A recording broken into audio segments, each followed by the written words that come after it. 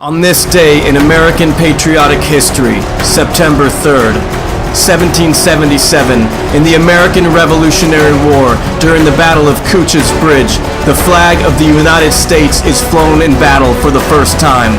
6 years later, in 1783, the Kingdom of Great Britain surrenders to the newly established United States.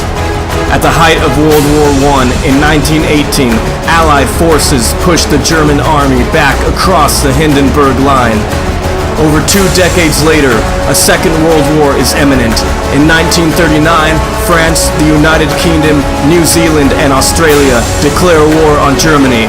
Just over 2 years later, the United States joins the alliance after the bombing of Pearl Harbor. In 1943, Italy surrenders to the Allies under the command of General Dwight D. Eisenhower.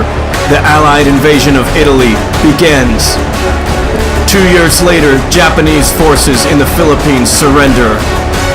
In 1996, after heightened tensions, the United States conducts missile strikes on Iraq in response to the Iraqi seizure of Kurdish territory. After the U.S. invasion into Iraq in 2003, the first post-Saddam government is established under the support of coalition forces.